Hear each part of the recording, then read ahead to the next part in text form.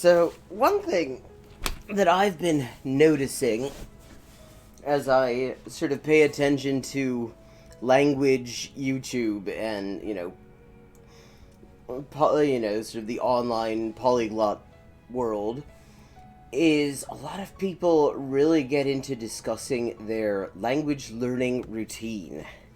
Like, not in terms of method, but in terms of number of hours per day, number of days per week, this sort of thing. Strict scheduling and stuff. And that makes absolutely no fucking sense to me. I can see where they got it from, because this is the bullshit we learn in school. Which is probably why there's so little of lasting value that we learn in school, certainly in school language classes for the most part. I have never had a language learning routine.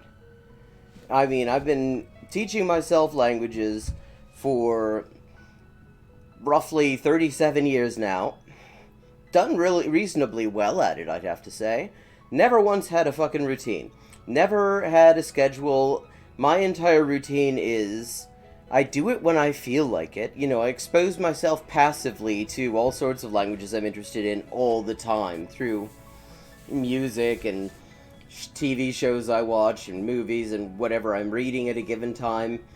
And in a more active way whenever I just sort of feel like it. And when I stop feeling like it, I stop, I give it a miss, I do something else, and I wait until the mood strikes me again.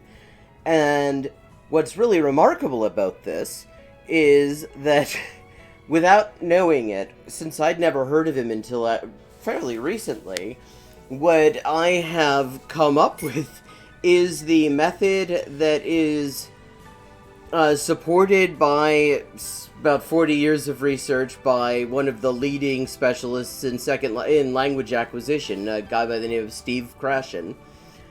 Great videos explaining all this, but what he came up with from studying successful cases of language acquisition over a very long period of time was that what you need is comprehensible input.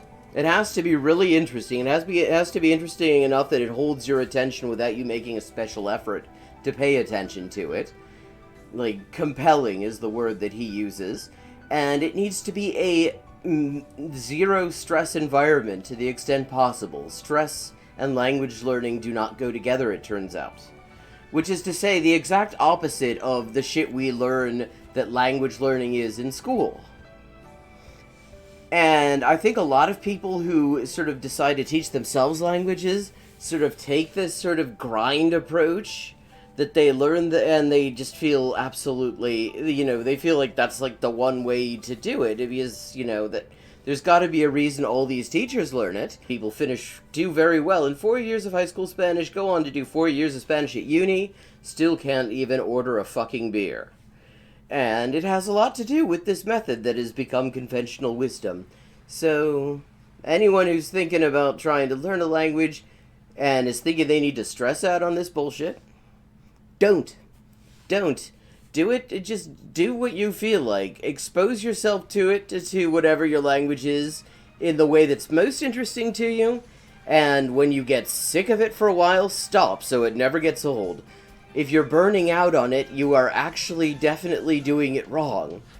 Although it's understandable that you do it that way because we're taught that this is the way it's supposed to be. I just never listened to anyone who said that, which is why I've got 20 working languages.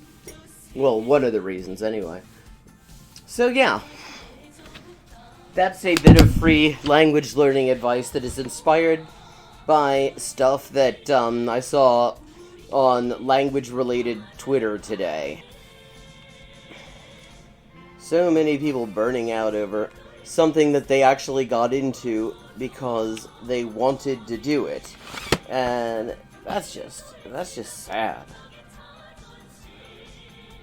I mean, that just really sucks.